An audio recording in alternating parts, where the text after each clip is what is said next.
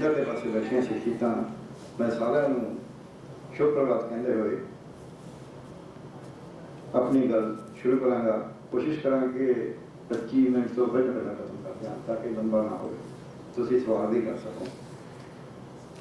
मोटी गल एक तो मैं पहला ये कहांगा भी मैं तुहानूं सारिਆਂ ਨੂੰ विशेष करके लद्दड़ साहब ने इस करके बधाई दिंदा कि गुरु नानक देव जी के 550 साल नूं मनाउण वास्ते सैमीनार करिया है, जिन्हों ने पूरी मानवता को बड़ा बख्शी दी गल, जिन्हों ने जात पात का मसला ही सब तो वध पहली बारी उठाता भी कोई जात नहीं कोई पात नहीं, तो इस करके जिन्होंने कहा सारे इको जोत है, इको जी तुसीं बंदे हो, तो फकड़ जाति फकड़ नाओ सबना जीवा एक आका।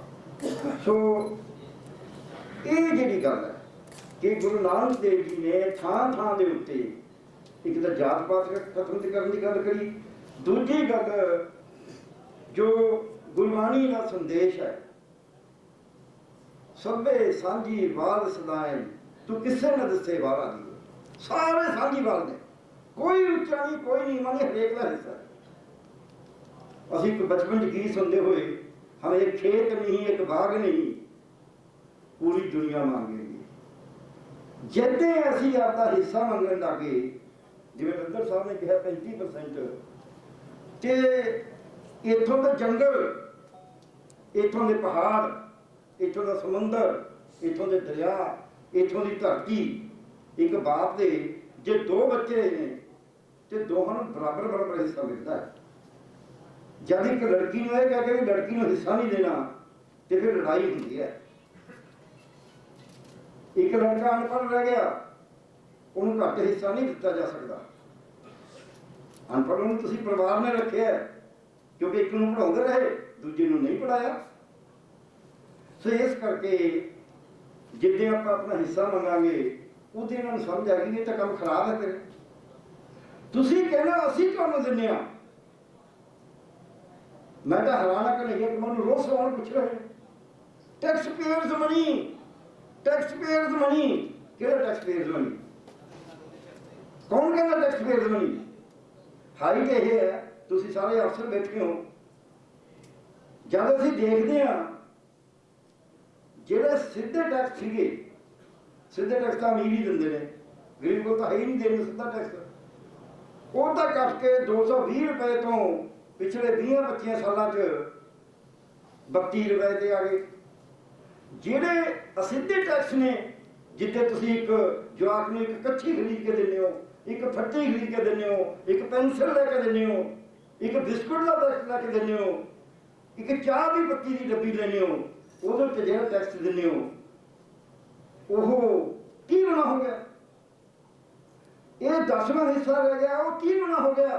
ਇਹਦਾ मतलब टैक्स तो मेरे ते ਵਧਾਇਆ ना, तो मैनू कहना हैरान मैं, मैनू कहने हो कि तू टैक्स पेयर नहीं खा रहा है, कौन खा रहा है? क्योंकि असीं सारे कई किते ना किते उस शताब्दी च जाता है। मैं थोड़े जे पैसे वध दे के ऐ चौड़ा होकर बैठ के जाना, जिहड़ा मेरा भरा छत ते बैठ के जाता टिकट तो महंगा पैंदा उहनूं, मैं इसी वास्ते खुश होकर जाना क्योंकि मेरे को थोड़े जे वध पैसे ने। आप हूँ भी माफ करना मैं स्पष्ट कहने तैयार हाँ, उन्हें तुसीं हत्थ खड़े सामने करे ने भी असीं सरकारी स्कूल च पढ़ाउण नूं तैयार हाँ, सरकारी हस्पताल च इलाज कराउण नूं तैयार हाँ, अंदरों पर कोई नहीं तैयार। ये गल जिहड़ी है यही माड़ी है, जिन मन होर मुख होर से कांडे कच्चा, साडे मन होर हुंदा मूंह होर हुंदा। अज सरकारी स्कूलों च 55,000 रुपया प्रति बच्चा जी, 55,000 रुपया प्रति बच्चा दाखिल बच्चे को गिन के पंजाब सरकार का खर्च हो रहा है। 8वीं के बच्चे 16% दूजी की पंजाबी की किताब नहीं पढ़नी आती, 52% जे कह दिए 732 5 तक तकसीम करके बाकी बका करके दस वो नहीं आता 52%। तो मैक्सीमम बच्चे ने जो सरकारी स्कूलों वो दलितां दे OBC दे गरीब दे अमीर का बच्चा नहीं जाता। मैनू डाउट है थोड़े जो किसी का बच्चा खास कर जो अफसर है वो सरकारी स्कूल तो जाता हो, पोता पोती जो भी होगी दोता दोती। सरकारी स्कूल च ਚਾਹੇ ਦਲਿਤ ਟੀਚਰ ਹੈ ਚਾਹੇ ਨਾਨ ਦਲਿਤ ਹੈ।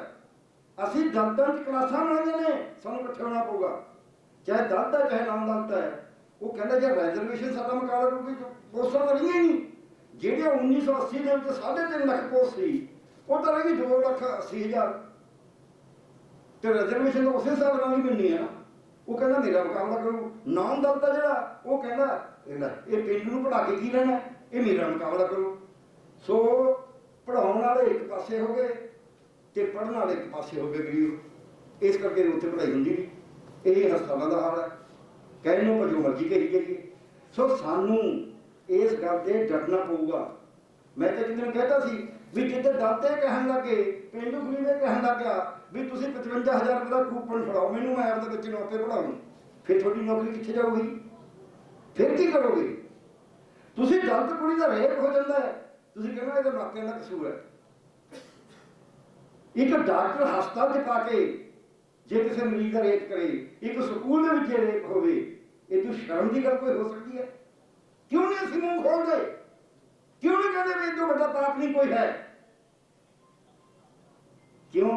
ਜੇ ਗਦੀ ਮਾਰੀ ਸਾਡੇ ਨੰਦ ਕੋ ਉੱਪਰ ਤਾਂ ਗਦੀ ਮਾਰੀ ਦਾ ਨਹੀਂ ਕੋਈ ਦੋਸ਼। ਇਹ ਸਾਡੇ 'ਚ ਹੀ ਹੈ, ਇਹ ਸਾਨੂੰ ਤੋੜਨਾ ਪਊਗਾ। ਜਿਹੜੇ ਰੌਲਾ ਪਾਉਂਦੇ ਨੇ ਉੱਚੀ ਜਾਤੀਆਂ, ਮੈਂ ਨਿੱਜੀ ਤਜਰਬੇ ਤੋਂ 3-4 ਗੱਲਾਂ ਕਹਾਂਗਾ ਕਿਉਂਕਿ ਮੈਂ ਬਹੁਤਾ ਉਸ 'ਚ ਨਹੀਂ ਜਾਵਾਂਗਾ ਫਿਲਾਸਫੀਕਲ ਉਸ 'ਚ। ਮੇਰੇ ਪਿੰਡ ਦੇ ਵਿੱਚ 1955 ਦੇ ਵਿੱਚ ਜਿਨ੍ਹਾਂ ਕੋਲ ਸਿੰਗਲ ਮਸ਼ੀਨ ਸੀ ਜੁੱਤੀਆਂ ਸਿਉਣ ਵਾਸਤੇ, ਪੈਰਾਂ ਵਾਲੀ, ਪੈਰਾਂ ਨਾਲ ਚੱਲਦੀ ਸੀ, ਉਹ ਜਿਨ੍ਹਾਂ ਦੇ ਪੱਕੇ ਚੁਬਾਰੇ ਪਏ ਹੋਏ ਸੀ ਉਹਨਾਂ ਦੇ ਜਵਾਬ ਸਾਰੇ ਅਨਪੜ੍ਹ ਰਹਿ ਗਏ। ਔਰ ਉਹ ਜਵਾਬ ਮੋਨੀਟਰ ਹੁੰਦੇ ਸੀ ਕਲਾਸ 'ਚ, ਉਹਨਾਂ ਦੀਆਂ ਕਿਤਾਬਾਂ ਅਸੀਂ ਅੱਧ ਤੇ ਖਰੀਦਦੇ ਸੀ ਸੋ-ਕਾਲ ਉੱਚੀਆਂ ਜਾਤੀਆਂ ਵਾਲੇ। ਉਹ ਅਨਪੜ੍ਹ ਰਹਿ ਗਏ ਤੇ ਸਾਡੇ ਵਰਗੇ ਪੜ੍ਹ ਗਏ। ਇੱਕ ਕਲਚਰਲ ਬੈਕਗਰਾਉਂਡ ਸੀ। ਸਾਨੂੰ ਇਕੱਲੀ ਪੜ੍ਹਾਈ ਨਹੀਂ ਦੇਖਣੀ, ਪੜ੍ਹ ਕੇ ਵੀ ਬੰਦੇ ਦੀ ਕਈ ਵਾਰ ਕਲਚਰਲ ਬੈਕਗਰਾਉਂਡ ਉਹਨੂੰ ਨਹੀਂ ਉਸ ਪਾਸੇ ਜਾਣ ਦਿੰਦੀ। ਉਹਦੇ ਕੋਲ ਪੈਸੇ ਸੀਗੇ, ਉਹ ਪੜ੍ਹ ਸਕਦੇ ਸੀ, ਪਰ ਉਹਨਾਂ ਨੂੰ ਨਹੀਂ ਪੜ੍ਹੇ। ਇਸ ਕਰਕੇ ਅਸੀਂ ਭੁੱਲ ਨਹੀਂ ਸਕਦੇ। ਉਹ ਕਲਚਰਲ ਬੈਕਗਰਾਉਂਡ ਦੇ ਮਾਂ-ਬਾਪ ਨੇ ਨਹੀਂ ਬਣਾਈ, ਉਹਦੇ ਉਸੇ ਦੇ ਪ੍ਰੈਜ਼ੈਂਟ ਸਮਾਜ ਨੇ ਨਹੀਂ ਬਣਾਈ, ਉਹ ਪਿੱਛੇ ਸਦੀਆਂ ਤੋਂ ਬਣਾਈ। ਜਿੱਦੋਂ ਤੋਂ ਉਹਨੂੰ ਕਹਿਤਾ ਵੀ ਜੇ ਸੂਦਰ ਪੜ੍ਹਿਆ ਲਿਖਿਆ ਵੀ ਹੋਵੇ ਪਰ ਉਹਨੂੰ ਪੜ੍ਹਨ ਦੇਣਾ ਨਹੀਂ, ਉਹ ਮੰਤਰਾਂ ਦਾ ਜਾਪ ਨਹੀਂ ਕਰ ਸਕਦਾ। ਅਨਪੜ੍ਹ ਬ੍ਰਾਹਮਣ ਹੈ ਜਿਹੜਾ, ਉਹ ਮੰਤਰਾਂ ਦਾ ਜਾਪ ਕਰਾ ਸਕਦੇ ਹੋ, ਉਹ ਤੋਂ ਤੁਸੀਂ ਹੌਲ ਨਹੀਂ ਕਰਾ ਸਕਦੇ। ਉਹਦੇ ਇਹ ਹੋਇਆ। ਫਿਰ ਦੂਜੀ ਗੱਲ ਕਿੰਨੀ ਚਾਹਨਾ ਹੁੰਦੀ ਹੈ। ਅਸੀਂ ਬਹੁਤ ਵਾਰੀ ਜਦ ਅਸੀਂ ਆਪ ਉੱਪਰ ਚੜੇ ਜਾਂਦੇ ਹਾਂ ਉਦੋਂ ਸਾਨੂੰ ਕਦੇ ਘਿਰਨਾ ਹੋਣ ਲੱਗ ਜਾਂਦੇ ਥੱਲੇ ਨੂੰ। ਜਲ ਨਾਲੋਂ ਨਹੀਂ ਟੁੱਟਣਾ ਚਾਹੀਦਾ। ਦਰਦ ਸਾਹਿਬ ਉਸ ਜ਼ਿਲ੍ਹੇ ਸੀਗੇ, ਇਹ ਦਸਵੇਂ ਸੀਗੇ SDM, ਅਸੀਂ ਜੀ ਗੜ ਸੰਤ ਇੱਕ ਫਿਲਮ ਬਣਾਉਣ ਵਾਲਾ ਕਿ ਟੇਸੀ ਕੰਪੇਨ ਸੀਗੇ ਅਸੀਂ। ਤੋ ਜਿਹੜੀ ਬਨਾਰਸ ਦੀ ਮੈਨੂੰ ਲੱਗਿਆ ਵੀ ਤਾਂ ਪੜ੍ਹੇ ਲਿਖੇ ਬਿਠਾ ਦੇ ਇੱਥੇ।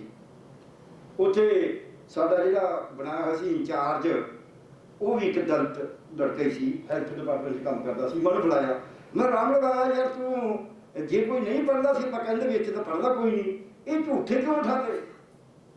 ਉਹ ਮੈਨੂੰ ਕਹਿੰਦਾ ਜੀ, ਕਹਿੰਦਾ ਵੈਸੇ ਝੂਠੇ ਬਿਠਾ ਨਹੀਂ ਸਕਦੇ ਤੁਹਾਡੇ ਹੁੰਦੇ, ਪਰ ਤੁਸੀਂ ਤਸੱਲੀ ਕਰ ਲਓ, ਮੈਂ ਵੀ ਪਤਾ ਕਰਨਾ ਕਲਾਸ ਕੋਆਰਡੀਨੇਟਰ ਤੋਂ।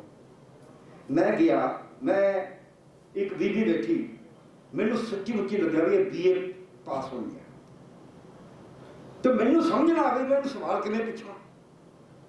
ਉਹ ਬੜੀ ਖੂਬਸੂਰਤ, ਉਹਨੇ ਬੜੇ ਸੋਹਣੇ ਕੱਪੜੇ ਪਾਏ ਹੋਏ, ਉਹ ਸਮਝ ਗਈ। ਅਸੀਂ ਕਹਿੰਦੇ ਨਾ ਪੜ੍ਹੇ ਲਿਖੇ ਸਿਆਣੇ ਹੁੰਦੇ ਨੇ। ਮੈਂ ਤਾਂ ਟੇਸੀ ਕੰਪਨੀ 'ਚ ਕੰਮ ਕਰਦਾ ਸੀ ਦਿਨ ਰਾਤ, ਮੈਨੂੰ ਸਮਝ ਨਾ ਆਵੇ ਸਵਾਲ, ਉਹ ਸਮਝ ਗਈ। ਮੈਨੂੰ ਕਹਿੰਦੀ ਜੀ ਮੈਂ ਤਾਂ ਦਿਹਾੜੀ ਕਰਦੀ ਆਈਆਂ, ਪੈਰ ਚੱਕ ਕੇ ਕਹਿੰਦੀ ਆ ਗਾਲੇ 'ਚ ਲਿਬੜੇ ਹੋਏ ਨੇ, ਸਾਨੂੰ ਕਿਹਾ ਸੀ ਕੱਪੜੇ ਪਾ ਕੇ ਆਇਓ ਫਿਲਮ ਬਣਨੀ ਹੈ। ਸਿਆਣਾ ਕੌਣ ਹੋਇਆ, ਮੈਂ ਹੋਇਆ ਜਾਂ ਉਹ ਹੋਈ ਬੀਬੀ? ਮੇਰੇ ਬਿਨਾਂ ਕਹੇ ਸਵਾਲ ਸਮਝ ਗਈ। ਦੂਜੀ ਬੀਬੀ ਨੂੰ ਮੈਂ ਪੁੱਛਿਆ, ਮੈਨੂੰ ਕਹਿੰਦੇ ਤਾਂ ਇੰਨੇ ਕੜੀ ਹੋਣੀ ਹੈ। ਉਹਨੂੰ ਫਿਰ ਮੈਂ ਪੁੱਛਿਆ, ਮੈਂ ਕਹਿੰਦੀ ਵੀ ਤੈਨੂੰ ਪੜ੍ਹਨ ਦਾ ਕੀ ਚਾਅ ਹੈ? ਉਹਨੇ ਸੱਚੀ ਮੁੱਚੀ ਐਸੇ ਨਹੀਂ ਮੈਂ ਕਰ ਲਿਆ।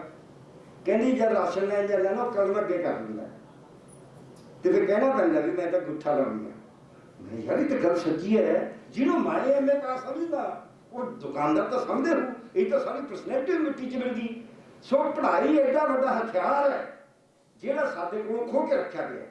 ਔਰ ਜੇ ਮੁਲਕ ਨੂੰ ਵੀ ਅੱਗੇ ਵਧਾਉਣਾ ਹੈ, ਮੈਂ ਕਦੇ ਦਲਿਤਾਂ ਦੀ ਗੱਲ ਨਹੀਂ ਕਰਦਾ, ਜੇ ਮੁਲਕ ਨੇ ਅੱਗੇ ਵਧਣਾ ਹੈ, ਜਿਸ ਮੁਲਕ ਦੀ 35% ਆਬਾਦੀ ਜਿਹੜੀ ਹੈ ਉਹ ਅਨਪੜ੍ਹ ਰਹੇਗੀ, ਉਹਨੂੰ ਬੈਕਵਰਡ ਰੱਖੋਗੇ ਉਹ ਆਪਣੀਆਂ ਪੂਰੀਆਂ ਤਾਕਤਾਂ ਨੂੰ ਅਨਲੀਸ਼ ਨਹੀਂ ਕਰ ਪਾਏਗੀ ਤੇ ਤੁਸੀਂ ਉਸ ਮੁਲਕ ਦੀ ਤਰੱਕੀ ਕਿਵੇਂ ਕਰੋਗੇ? ਜਿਹੜੇ ਘਰ 'ਚ 2 ਜਵਾਕਾਂ ਨੂੰ ਤੁਸੀਂ ਮੰਜੇ ਤੇ ਪਾ ਕੇ ਰੱਖੋ ਵੀ ਇਹਨਾਂ ਨੂੰ ਤਾਂ ਕੰਮ ਕਰਨਾ ਨਹੀਂ ਆਉਂਦਾ, ਇੱਕ ਕਰ ਕਰਕੇ ਕਿੰਨਾ ਉਹਨੂੰ ਘਰ ਨੂੰ ਤਰੱਕੀ ਕਰ ਦੇਗਾ। ਇਹ ਜੇ ਸਾਡਾ ਘਰ ਹੈ, ਇਹ ਕਿਸੇ ਦੀ ਇਕੱਲੇ ਦੀ ਮਲਕੀਅਤ ਨਹੀਂ ਹੈ। ਸੋ ਸਾਨੂੰ ਇੱਕ ਤਾਂ ਇਹ ਸਮਝਣਾ ਪਊਗਾ। ਦੂਜਾ, ਮੈਂ ਇਹ ਨਹੀਂ ਕਹਿੰਦਾ ਵੀ ਇੱਕ ਦਿਨ 'ਚ ਜਿਹੜੇ ਕਾਸਟ ਵਿਦਨ ਦੀ ਕਾਸਟ ਜਿਹੜੇ ਝਗੜੇ ਨੇ ਉਹਦੇ 'ਚ ਵਰਟੀਕਲ ਮੋਬਿਲਿਟੀ ਹੋ ਜੂਗੀ, ਉਹਦੇ ਕੁਝ ਹੋਰ ਹੋ ਜਾਏਗਾ, ਪਰ ਜੇ ਅਸੀਂ ਘਟਾਉਣ ਲੱਗੀਏ ਤਾਂ ਘਟ ਜਾਂਦਾ ਹੌਲੀ ਹੌਲੀ। ਅੱਜ ਸਾਡੀ ਲੋੜ ਕੀ ਹੈ? ਸਾਡੇ 'ਚ ਡਿਫੈਕਟ ਇੱਕ ਆ ਜਾਂਦਾ। ਅਸੀਂ ਕੀ ਕਰਦਾ ਵੀ ਇਹ ਦਲਿਤ ਬੰਦਾ ਯਾਰ, ਜਾਂ ਇਹ ਬਾਣੀ ਹੈ ਜਾਂ ਬਾਹਮਣ ਹੈ, ਇਹਦੀ ਮਦਦ ਕਰਦਾ ਭਾਵੇਂ ਮਹਾਂਚੋਰ ਹੋਵੇ। ਸਾਨੂੰ ਦਲਿਤ ਸਮਾਜ ਦੀ ਮਦਦ ਕਰਨੀ ਚਾਹੀਦੀ ਹੈ, ਨਾ ਕਿ ਦਲਿਤ ਵਿਅਕਤੀ ਦੀ। ਇਹ ਗੱਲ ਸਾਨੂੰ ਸਮਝ ਆਉਣੀ ਚਾਹੀਦੀ ਹੈ, ਕਿਉਂਕਿ ਇੱਕ ਬੰਦਾ ਸਾਡੇ 'ਤੇ ਕਲੰਕ ਲਗਾਉਂਦਾ ਹੈ। ਅਸੀਂ ਇਹ ਠੀਕ ਹੈ, ਅਸੀਂ ਇਹ ਕਹਿ ਸਕਦੇ ਹਾਂ ਵੀ ਯਾਰ ਨਿੱਕੀ ਮੋਟੀ ਗਲਤੀ ਹਰੇਕ ਤੋਂ ਹੀ ਹੁੰਦੀ ਹੈ, ਫਿਰ ਕੀ ਹੋ ਗਿਆ ਜੇ ਗਲਤੀ ਹੋ ਗਈ। ਪਰ ਜੇ ਅਸੀਂ ਸਿਰਫ ਇਸ ਕਰਕੇ ਛੱਡਾਂਗੇ ਵੀ ਯਾਰ ਆਪਣਾ ਦਲਿਤ ਆਪਾਂ ਛੱਡ ਦਿਓ, ਆਪਣਾ ਨਾਮ ਦਲਿਤ ਆਪਾਂ ਛੱਡ ਦਿਓ, ਫਿਰ ਤਾਂ ਸਾਰੀ ਇੱਕੋ ਜਿਹੀ, ਫਿਰ ਤਾਂ ਜਿਹਦੀ ਚੜਦੀ ਉਹ ਚਲਾਏਗਾ। ਸੋ ਕਾਨੂੰਨ ਦਾ ਰਾਜ, ਮੈਂ ਰੱਦਰ ਸਾਹਿਬ ਦੀ ਇੱਕੋ ਗੱਲ ਤੇ ਇੱਜ਼ਤ ਕਰਦਾ। ਮੈਂ ਇਹਨਾਂ ਨੂੰ ਦੇਖਿਆ ਪ੍ਰੈਕਟੀਕਲ ਲਾਈਫ, ਇਹ ਨਾ ਸੋਚੋ ਵੀ ਇਹ ਮੇਰੀ ਤਰੀਕੇ ਨਾਲ ਮੈਂ ਇਹਨਾਂ ਦੀ ਕਰੀ ਜਾਂਦਾ, ਕਿਉਂਕਿ ਅਸੀਂ ਪ੍ਰੈਕਟੀਕਲ ਬਹੁਤ ਦੇਖਿਆ। ਬਠਿੰਡੇ ਦੇ ਵਿੱਚ ਮੈਂ ਨਹੀਂ ਸ਼ਾਇਦ ਨਾ ਹੁੰਦਾ ਹੋਵੇ, ਮੈਂ ਦਲਿਤਾਂ ਦੀ ਗੱਲ ਹਰ ਵਕਤ ਕਰਦਾ। ਲੱਦਰ ਸਾਹਿਬ ਨੇ ਕਿਹਾ ਬਠਿੰਡੇ ਦੇ ਵਿੱਚ ਮੈਂ ਲਿਟਰੇਸੀ ਦੀ ਇੱਕ ਬਹੁਤ ਹਾਲ ਭਰਿਆ ਹੋਇਆ ਸੀ, ਟ੍ਰੇਨਿੰਗ ਦੇ ਰਿਹਾ ਸੀ। ਇਹ ਪਤਾ ਨਹੀਂ ਲੱਗਾ ਕਿ ਡੀਸੀ ਸਾਹਿਬ ਜੋ ਸੁੱਚਾ ਰਾਮ ਲੱਦਰ ਜੀ ਨੇ, ਉਹ ਕੱਲ੍ਹ ਆਏ, ਕੱਲ੍ਹ ਆਪੇ ਕੁਰਸੀ ਚੱਕ ਕੇ ਪਿੱਛੇ ਬਹਿ ਗਏ। ਕਿਸੇ ਜ਼ਿਲ੍ਹੇ ਦਾ ਡੀਸੀ ਮੈਂ ਇਸ ਤਰ੍ਹਾਂ ਦਾ ਨਹੀਂ ਦੇਖਿਆ ਜਿਹੜਾ ਐਂ ਜਾ ਕੇ ਗਿਆ। ਮਾਨਸਾ ਜ਼ਿਲ੍ਹੇ ਦੇ ਵਿੱਚ ਅੱਤਵਾਦ ਚੱਲ ਰਿਹਾ ਸੀ, ਇਹ ਚੱਕ ਕੇ ਜਾਗੋ ਸਿਰ ਦੇ ਉੱਤੇ ਰਾਤ ਨੂੰ ਗਲੀਆਂ ਦੇ ਵਿੱਚ ਆਪਦੀ ਸਾਰੇ ਉਹ ਜਿਹੜੇ ਸਿਕਿਉਰਿਟੀ ਗਾਰਡ ਹੁੰਦੇ ਨੇ, ਬੜਾ ਤਾਮ-ਝਾਮ ਹੁੰਦਾ ਨਾ ਇਹ ਸਫਸਰਾਂ ਦਾ, ਤਾਂ ਸਾਨੂੰ ਡਾਕਟਰਾਂ ਨੂੰ ਕੋਈ ਪੁੱਛਦੇ ਨਹੀਂ। ਉਹ ਤਾਮ-ਝਾਮ ਛੱਡ ਕੇ ਇਹ ਚੱਲੇ ਹੋਏ ਨੇ, ਜਿਹਦਾ ਨਤੀਜਾ ਨਿਕਲਿਆ ਉੱਥੇ ਔਰਤਾਂ ਦੀ ਲਿਟਰੇਸੀ 27% ਸੀ ਇਹਨਾਂ ਦੇ ਜਾਣ ਤੋਂ ਪਹਿਲਾਂ, 45% ਹੋਈ। 27 ਤੋਂ 45 ਹਾਈ। ਸੋ ਜਦ ਤੱਕ ਅਸੀਂ ਇਸ ਗੱਲ ਤੇ ਨਹੀਂ ਤੁਰਦੇ, ਅਸੀਂ ਡਿਫਰੈਂਸ਼ੀਏਟ ਨਹੀਂ ਕਰਦੇ, ਅਸੀਂ ਉਹ ਬਿਲਕੁਲ ਠੀਕ ਹੈ ਇਹਨਾਂ ਨੇ ਵੀ ਜੇ ਇੱਕ ਵਜ਼ੀਰ ਘੋੜੀ ਨੂੰ ਦੂਜੇ ਦੇ ਬਰਾਬਰ ਖੜਾ ਹੋਵੇ ਫਿਰ ਕਿਵੇਂ ਹੋ ਜੂਗਾ? ਤੁਹਾਨੂੰ ਲੜਨਾ ਪੈਂਦਾ। ਲੜਨਾ ਕਿਵੇਂ ਪੈਂਦਾ? ਇੱਕ ਹੋਰ ਥੋੜੀ ਜਿਹੀ ਉਦਾਹਰਨ ਦੇਣਾ ਪ੍ਰੈਕਟੀਕਲੀ। ਡਾਕਟਰ ਸਵਰਾਜ ਸਿੰਘ ਬੈਠੇ ਨੇ ਤੇ ਸਾਡੇ ਬੜੇ ਸੀਨੀਅਰ ਨੇ, ਵਿਦਵਾਨ ਨੇ। ਪੀਜੀ ਮੈਡੀਕਲ ਕੋਰਸਾਂ ਦੇ ਵਿੱਚ ਰੈਜ਼ਰਵੇਸ਼ਨ ਦੇ ਉੱਤੇ ਕਿਸੇ ਨੇ ਮੁਕੱਦਮਾ ਕਰਤਾ, ਜੱਜ ਸਾਹਿਬਾਨ ਦੀ ਗੱਲ ਸੁਣਾਈ ਗਈ ਜਿਹੋ ਜਿਹੇ ਹੁੰਦੇ ਨੇ, ਉਹ ਦੋਨੋਂ ਭਾਸ਼ਾ ਜੱਜ, ਤੇ ਉਹ ਕਹਿੰਦੇ ਰੈਜ਼ਰਵੇਸ਼ਨ ਤਾਂ ਪੀਜੀ 'ਚ ਰੋਕੀ ਹੋਈ ਹੈ। ਪਹਿਲਾਂ ਤਾਂ ਇਹ ਕਹਿਣਾ ਪਿਆ ਜੀ ਰੋਕੀ ਨਹੀਂ ਹੋਈ। ਵਕੀਲ ਨਾ ਮੰਨੇ ਸਾਡਾ ਸਰਕਾਰੀ, ਉਹਨੂੰ ਸਮਝਾਇਆ ਵੀ ਦਿਖਾ ਲਿਖਿਆ, ਇਹ ਪੜ੍ਹ ਕੇ ਸੁਣਾ ਦੇ, ਜੇ ਨਹੀਂ ਸੁਣਾਉਂਗਾ ਮੈਂ ਫਾਈਲ ਤੇ ਰਿਕਾਰਡ ਕਰੂੰਗੀ। ਸਾਡਾ ਤਾਂ ਜਿਹੜਾ ਵਕੀਲ ਹੈ ਸਰਕਾਰੀ, ਉਹੀ ਸੱਚ ਤੱਥ ਵੀ ਨਹੀਂ ਦੱਸਣ ਨੂੰ ਤਿਆਰ। ਸੁਣਾਤਾ, ਜੱਜ ਸਾਹਿਬ ਦਾ ਵਿਚਾਰਾ ਮੰਨ ਗਏ। 11 SLPਆਂ ਕਰੀਆਂ, ਫੈਸਲਾ ਸਾਡੇ ਉਲਟ ਦਿੱਤਾ ਫਿਰ ਵੀ ਰੈਜ਼ਰਵੇਸ਼ਨ ਨਹੀਂ ਹੋ ਸਕਦੀ ਪੀਜੀ ਕੋਰਸਾਂ 'ਚ। 11 SLPਆਂ ਹੋਈਆਂ, ਉਹਨਾਂ 11 SLPਆਂ ਦੇ ਵਿੱਚ ਕਿਤੇ ਸਟੇ ਨਹੀਂ ਮਿਲੀ। ਮੈਨੂੰ ਸਰਕਾਰ ਨੇ ਪੁੱਛਿਆ ਵੀ ਕੀ ਹੈ, ਮੈਂ ਕਿਹਾ ਇਹ ਤਾਂ ਜ਼ਿਆਦਤੀ ਹੈ। ਫਿਰ ਕੀ ਕਰਾਂਗੇ? ਕੋਰਟ ਦਾ ਫੈਸਲਾ। ਮੈਂ ਜੀ ਆਪਾਂ ਸਟੇ ਲਵਾਂਗੇ। ਕਹਿੰਦਾ ਤਾਂ 11 SLPਆਂ ਹੋ ਗਈਆਂ, ਮਿਲੀ ਨਹੀਂ। ਹੁਣ ਮੈਂ ਕਿਹਾ ਕਿ ਉਹਨਾਂ ਨੂੰ ਪਤਾ ਹੀ ਨਹੀਂ ਵੀ ਲਿਖਣਾ ਕੀ ਹੈ। ਮੈਂ ਛੋਟੀ ਜਿਹੀ ਜਿਹੜਾ ਅੱਜ ਕਿਸਾਨ ਅੰਦੋਲਨ ਚੱਲ ਰਿਹਾ ਉਹਦੇ ਨਾਲ ਜੁੜ ਗਿਆ ਇਹ ਗੱਲ। ਮੈਂ ਗਿਆ, ਵਕੀਲ ਨੇ ਜਿਵੇਂ ਔਨ ਰਿਕਾਰਡ ਵਾਲੀ ਗੱਲ ਕਰਦੇ ਨੇ, ਸਾਡੇ ਵੀ ਸਰਕਾਰੀ ਵਕੀਲ ਉੱਥੇ ਪੂਰਾ ਪੰਜਾਬ ਭਵਨ ਦੇ ਨਾਲ ਬਣਿਆ ਹੋਇਆ ਦਫ਼ਤਰ, ਉਹ ਮੈਨੂੰ ਘੁਮਾਈ ਗਏ 4 ਦਿਨ। ਮੈਂ ਕਿਹਾ ਯਾਰ ਮੈਂ ਇੱਥੇ ਨਾ ਰੋਟੀਆਂ ਖਾਣ ਨਹੀਂ ਆਇਆ, ਮੈਂ ਕੋਈ ਕੰਮ ਕਰਨਾ ਆਇਆ, ਮੈਨੂੰ ਆਪਣਾ ਜੂਨੀਅਰ ਜੋ ਮੈਂ ਲਿਖਾਊਂਗਾ SLP। ਕਹਿੰਦੇ ਤੁਸੀਂ ਕਿਵੇਂ ਲਿਖਾ ਦੋਗੇ? ਮੈਂ ਤੁਹਾਨੂੰ ਤਾਂ ਲਿਖਾਣੀ ਨਹੀਂ ਆਉਂਦੀ। ਇਹ ਕਹਿਣਾ ਬਹੁਤ ਔਖਾ ਹੈ, ਕੋਈ ਮੈਂ ਰੋਗਨ ਕਿਉਂ ਨਹੀਂ ਕਹਿ ਰਿਹਾ? ਕਹਿੰਦੇ ਕਿਉਂ ਨਹੀਂ ਆਉਂਦੀ? ਮੈਂ ਕਿਹਾ ਜੀ 11 SLP ਹੋਈਆਂ ਨੇ, ਸਟੇਟ ਮਿਲੀ ਨਹੀਂ। ਜੇ ਤੁਹਾਨੂੰ ਦਿਖਾਉਣੀ ਆਉਂਦੀ ਨਹੀਂ ਸਟੇ ਮਿਲਦੀ। ਹੁਣ ਗੱਲ ਕੀ ਸੀ ਉਹਦੇ 'ਚ? ਭੁੱਲ ਗਈ।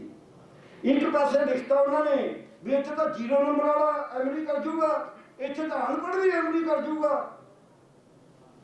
ਅਸੀਂ ਨੰਬਰ ਘਟਾਉਂਦੇ ਸੀ ਜਿਹੜੀ ਤੁਸੀਂ ਗੱਲ ਕਰੀ। ਇੱਥੇ ਤਾਂ ਆ ਵੀ ਹੋ ਜੂ।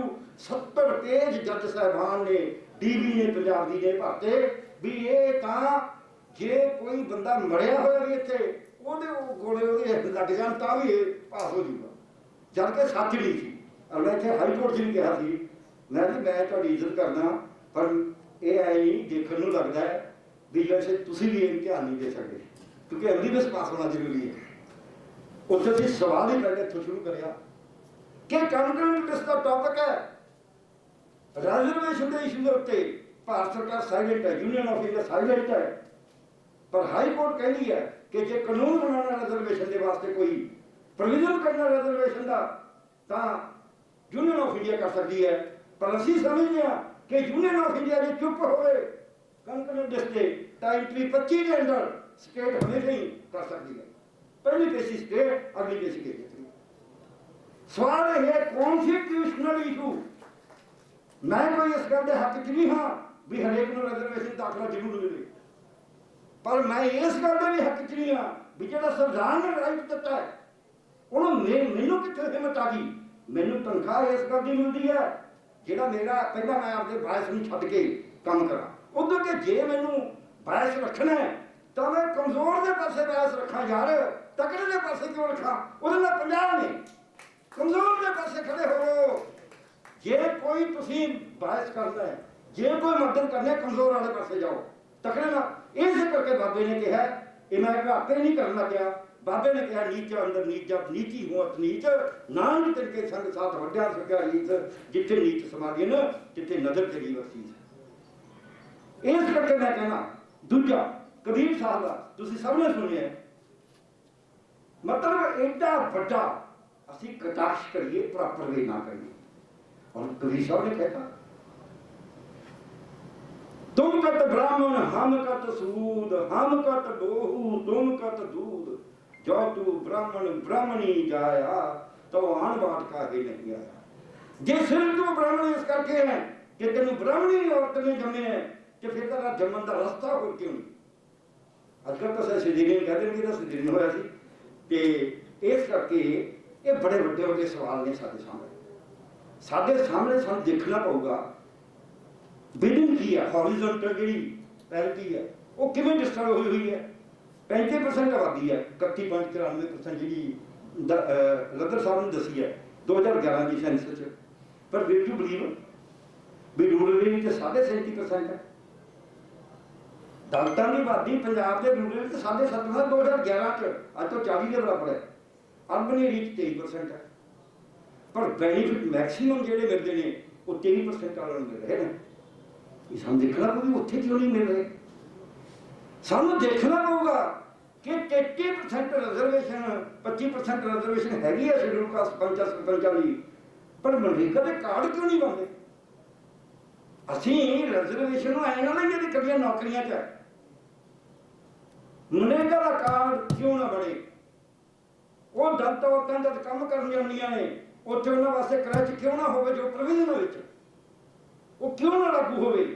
उन्हां नूं जिहड़ी विलेज कॉमन लैंड है शामलाट है ਉਹਦਾ ਤੀਜਾ ਹਿੱਸਾ ਉਹਦੀ ਬੋਲੀ ਵੱਖਰੀ ਕਿਉਂ ਨਾ ਹੋਵੇ, ਉਹ ਕੋਈ ਧੰਨਾ ਸਿਰ ਕਿਸੇ ਦਲਿਤ ਦੇ ਨਾਂ ਤੇ ਕਿਉਂ ਲੈ ਕੇ ਕਰੇ। ਅਸੀਂ ਉਹਦੇ ਤੇ ਕਨਸੈਂਟਰੇਟ ਨਹੀਂ ਕਰਦੇ। ਸਾਡੇ ਤੋਂ ਬਹੁਤ ਸਾਰੇ ਵੀਡੀਓ ਹੋਣਗੇ, ਬਹੁਤ ਸਾਰੇ SCPO ਰਹੇ ਹੋਣਗੇ, ਬਹੁਤ ਸਾਰੇ ADCD ਰਹੇ ਹੋਣਗੇ, ਸਾਰਾ ਉਹਨਾਂ ਦੇ ਅੰਦਰ ਪੰਚਾਇਤ ਐਕਟ ਕਿਉਂ ਨਾ ਉਹਨਾਂ ਨੂੰ 5 ਮਰਲੇ ਦਾ ਪਲਾਟ ਰਹਿਣ ਵਾਸਤੇ ਹਰੇਕ ਬੇਘਰੇ ਨੂੰ ਮਿਲਣਾ ਹੈ, ਬੇਜ਼ਮੀਨੇ ਨੂੰ। ਪਰ ਬਹੁਤੇ ਬੇਘਰੇ ਬੇਜ਼ਮੀਨੇ ਜਿਹੜੇ ਨੇ पंजाब ਦੇ ਵਿੱਚ ਉਹ ਦਰਤੇ ਨੇ, ਇਹ ਸੱਚ ਗੱਲ ਹੈ। ਦੂਜੇ ਵੀ ਹੈਗੇ ਨੇ ਪਰ ਇਹ ਜ਼ਿਆਦਾ ਨੇ ਤੇ ਉਹਨਾਂ ਨੂੰ ਪਲਾਟ ਕਿਉਂ ਨਾ ਮਿਲ ਰਹੇ ਹਨ। ਇਹ ਕੋਈ ਖਰਾਇਤ ਨਹੀਂ ਹੈ। ਜਿਹੜੀ ਮੈਂ ਬੇਨਤੀ ਕਰ ਰਿਹਾ ਕਿ ਇਹ ਸਾਡਾ ਰਾਈਟ ਹੈ, ਪਰ ਰਾਈਟ ਮੰਗਣ ਵਾਸਤੇ ਰਾਈਟ ਨੂੰ ਅਸਰਟ ਕਰਨਾ ਤਾਂ ਠੀਕ ਹੈ। ਜੇ ਅਸੀਂ ਗੰਦੀ ਭਾਸ਼ਾ ਵਰਤਾਂਗੇ, ਮਾੜੀ ਭਾਸ਼ਾ ਵਰਤਾਂਗੇ, ਫਿਰ ਸ਼ਾਇਦ ਅਸੀਂ ਕਮਜ਼ੋਰ ਹੋ ਜਾਂਦੇ ਹਾਂ। ਆਪਣੀ ਭਾਸ਼ਾ ਚੰਗੀ ਰੱਖਦੇ ਹੋਏ ਕਾਨੂੰਨ ਦਾ ਗਿਆਨ ਜਿਵੇਂ ਇਹਨਾਂ ਨੇ ਸਾਰਾ ਦੱਸਿਆ, ਆਪਾਂ ਸਭ ਨੂੰ ਬਹੁਤ ਵਧੀਆ ਤਰੀਕੇ ਨਾਲ ਐਕਸਪਲੇਨ ਕਰਿਆ, ਉਹਦਾ ਗਿਆਨ ਦਾ ਕਾਨੂੰਨ ਦਾ ਧਿਆਨ ਰੱਖਦੇ ਹੋਏ ਸਾਨੂੰ ਜੇ ਅਸੀਂ ਇੰਨਾ ਚਿਰ ਨਹੀਂ ਜਾਵਾਂਗੇ, ਜੇ ਅਸੀਂ ਜਾਤ ਨੂੰ ਤੋੜਨ ਵਾਸਤੇ ਕੋਈ ਕਹਿੰਦਾ ਜੀ ਮੈਰਿਜਸ ਕਰ ਦਿਓ, ਤੁਸੀਂ ਜ਼ੋਰ ਲਾ ਲਓ ਇੰਟਰਕਾਸਟ ਮੈਰਿਜ ਏਡੀ ਛੇਤੀ ਨਹੀਂ ਹੋਣੀ। ਹਾਂ ਕਿਸੇ ਨੇ IAS ਕਰ ਲਿਆ, ਉਹ ਚਾਹੇ ਬ੍ਰਾਹਮਣਾਂ ਦਾ ਮੁੰਡਾ ਹੋਵੇ ਕੁੜੀ ਦਲਿਤਾਂ ਦੀ ਹੋਵੇ, ਚਾਹੇ ਦਲਿਤਾਂ ਦਾ ਮੁੰਡਾ ਹੋਵੇ ਕੁੜੀ ਬ੍ਰਾਹਮਣਾਂ ਦੀ ਹੋਵੇ, ਉਹ ਕਰ ਲੈਣਗੇ। ਡਾਕਟਰ ਨਾਲ ਕਰ ਲੈਣਗੇ, ਸੋ ਉਹ ਪਾ ਲਾਂਗੇ। ਜਿਹੜੇ ਅਮੀਰ ਨਾਲ ਕਰ ਲੈਣਗੇ, ਸ਼ਾਇਦ ਗਰੀਬ ਵੀ ਜਿਹਦਾ ਵਿਆਹ ਹੁੰਦਾ ਨਹੀਂ ਉਹ ਵੀ ਕਰਵੇ। ਪਰ ਜੇ ਆਪਾਂ ਆਖੀਏ ਉਹਦੇ ਨਾਲ ਜਾਤ ਟੁੱਟੇਗੀ, ਜਾਤ ਨਹੀਂ ਟੁੱਟਣੀ। ਜਾਤ ਟੁੱਟੇਗੀ ਕਿ ਸੋਸ਼ਲ ਮੂਵਮੈਂਟ ਦੇ ਨਾਲ, ਸੋਸ਼ਲ ਪੋਲੀਟੀਕਲ ਮੂਵਮੈਂਟ ਦੇ ਨਾਲ ਆਦਰ, ਉਹ ਜਾਤ ਟੁੱਟੇਗੀ ਕਿ ਅਸੀਂ ਬਰਾਬਰ ਹਾਂ, ਸਾਡਾ ਇਹਦੇ 'ਚ ਹੱਕ ਹੈ, ਸਾਨੂੰ ਰਿਜ਼ਰਵੇਸ਼ਨ ਨਹੀਂ ਚਾਹੀਦੀ। ਰਿਜ਼ਰਵੇਸ਼ਨ ਦਾ ਕਿ ਟੈਂਪਰੇਰੀ ਇਲਾਜ ਹੈ। ਰਿਜ਼ਰਵੇਸ਼ਨ ਦਾ ਤੁਸੀਂ ਪੈਰਾਸੀਟਾਮੋਲ ਦੇ ਕੇ ਸਾਡਾ ਬੁਖਾਰ ਉਤਾਰਨ ਦੀ ਕੋਸ਼ਿਸ਼ ਕਰਦੇ ਹੋ। ਉਤਾਰੋ ਬੁਖਾਰ, ਉਹ ਵੀ ਜ਼ਰੂਰੀ ਹੈ ਉਤਾਰਨਾ, ਕਿਤੇ ਬੁਖਾਰ ਨਾਲ ਹੀ ਨਾ ਵਰਤੀਏ। ਪਰ ਸਾਨੂੰ ਬਿਮਾਰੀ ਦੀ ਜੜ ਉਹਨੂੰ ਦੂਰ ਕਰਨ ਦੀ ਲੋੜ ਹੈ। ਤੇ ਉਹ ਵੀ ਬਾਬੇ ਨਾਨਕ ਨੇ ਸਾਨੂੰ ਆਖਿਆ ਵੀ ਅਸੀਂ ਹੋਰ ਪਾਸੇ ਜੋੜੀਏ ਨਾ। ਬਾਬੇ ਨੇ ਆਖਿਆ, ਕਹਿੰਦਾ ਵੈਦ ਬੁਲਾਇਆ ਵੈਦਗੀ ਪਕੜ ਢੰਡੋਲੇ ਮਾਂ, ਭੋਲਾ ਵੈਦਨ ਜਾਣੀ ਕਰਕ ਕਲੇਗੇ ਮਾਂ। ਆ ਜਿਹੜੇ ਸ਼ਡਿਊਲ ਦਾ ਸਕਾਲਰਸ਼ਿਪ ਦੀ ਗੱਲ ਕਰੀਏ, ਲੱਦਰ ਸਾਹਿਬ ਨੇ ਇਹਦੇ ਵਿੱਚ ਪੋਲੀਟੀਕਲ ਪਾਰਟੀ ਨੇ ਆਪਦਾ ਗੇਮ ਲੈਣਾ ਸ਼ੁਰੂ ਕਰਤਾ। ਧੋਨੀ ਸਾਹਿਬ ਦੇ ਸਾਹਮਣੇ ਨੇ 2 ਇਨਕੁਆਰੀਆਂ ਹੋਈਆਂ ਨੇ, ਧੋਨੀ ਸਾਹਿਬ ਦੇ ਸਾਹਮਣੇ ਨੇ ਦੋਨੇ ਇਨਕੁਆਰੀਆਂ ਸਪਸ਼ਟ ਕਰਦੀਆਂ ਨੇ ਕਿ 14-15 ਦਾ ਸ਼ਡਿਊਲ ਕਾਸਟ ਕਮਿਸ਼ਨ ਦੀ ਰਿਪੋਰਟ ਮੇਰੇ ਸਾਹਮਣੇ ਪਈ ਹੈ। 505 ਕਰੋੜ ਰੁਪਇਆ ਆਡਿਟ ਨੇ ਫੜਿਆ। ਇਹ ਨੈਸ਼ਨਲ ਸ਼ਡਿਊਲ ਕਾਸਟ ਕਮਿਸ਼ਨ ਦੀ ਰਿਪੋਰਟ ਹੈ। ਤੇ 116 ਕਰੋੜ ਹੋਰ ਫੜਿਆ, 106 ਕਰੋੜ ਤਾਂ ਇੰਸਟੀਟਿਊਸ਼ਨਾਂ ਮੰਨ ਗਈਆਂ, ਉਹਨਾਂ ਨੇ ਐਡਜਸਟ ਕਰਤਾ। 505 ਕਿਧਰੇ ਗਿਆ। 1700 ਬੱਚਾ 2 ਜਗ੍ਹਾ ਤੇ ਦਾਖਲ ਕਰਿਆ ਹੋਇਆ। 979 ਬੱਚੇ ਨਾਲੇ ਉਹਨਾਂ ਨੇ ਮਿਨੋਰਟੀ ਸਕਾਲਰਸ਼ਿਪ ਦਿੱਤਾ, ਜਿਵੇਂ ਕੋਈ ਮਜਬੀ ਸਿੱਖ ਹੋਵੇ, ਨਾਲੇ ਉਹਨੂੰ